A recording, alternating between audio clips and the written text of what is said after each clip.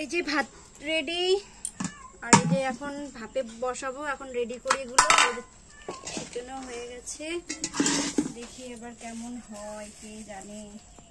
জীবনের first time কেমন যে হবে।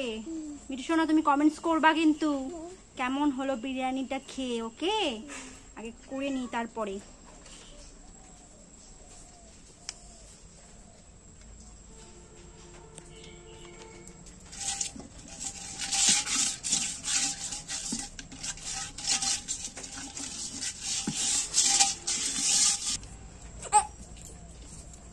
বেরেস্তাটা অল্পই দিয়েছি, কারণ আজকে এই চিকেনটা আজকে অন্যরকম ভাবে রান্না করেছি।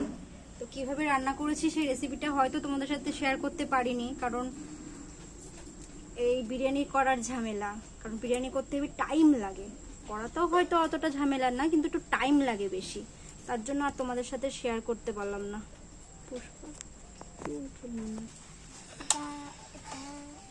আজকে আমার বিরিয়ানি করতে গিয়ে দম শেষ বলতে পিছন দিয়ে হাওয়া বেরিয়ে গেছে। পিছন দিয়ে হাওয়া বেরিয়ে গেছে বলতে কেমন হাওয়া বেরিয়েছে বলছি, মানে মুখ দিয়েও বেরিয়েছে। এই যে মুখ দেখে মনে হচ্ছে, দেখেছো মুখটা কেমন? বিরিয়ানি করতে গিয়ে আমার মুখ কালো হয়ে গেছে, কারণ কারেন্ট নেই। সেই সকাল থেকে কারেন্ট নেই, না মিক্সচার ইউজ করতে পেরেছি, না জল মটরের ইউজ করতে পেরেছি। সব ওই কল টিপে টিপে, আবার ওই যে মশলা শিল নোড়াতে বেটে আমি যে বিরিয়ানি করছি। মানে লাইফে ফার্স্ট আমি বিরিয়ানি করছি, আর আমাকে এত কষ্টের মধ্যে বিরিয়ানি করতে হলো। তাহলে তোমরা ভাবো, তাহলে বিরিয়ানিটা আজকে কেমন খেতে হবে ভাবো। তো খাওয়ার পরেই তোমাদেরকে জানাতে পারবো কেমন হবে।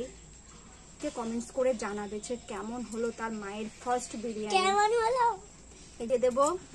কিন্তু আলুগুলো কি করেছি বুঝতেই তো পারছো, দুজন মিলে করলে কি একটু বোঝা যায়।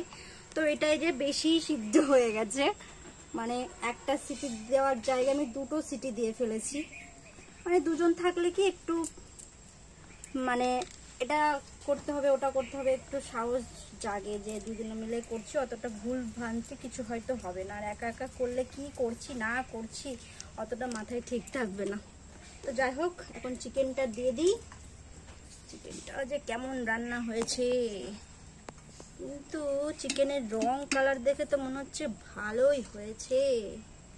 আমার চিকেনের ওইটা দাও। এটা কি বলতো, এটা হচ্ছে দুধ, কারণ দুধ দিলে একটু কি সফট হয়। আর এই দুধের মধ্যে সব মিশিয়ে দিচ্ছি, কেওড়া জল, গোলাপ জল। এটা খোলাই হয়নি। আর আমরা ইউজ করছি না, কারণ কালার খাবো না, তার জন্য কালার ইউজ করছি না, শুধু এটাই ইউজ করছি।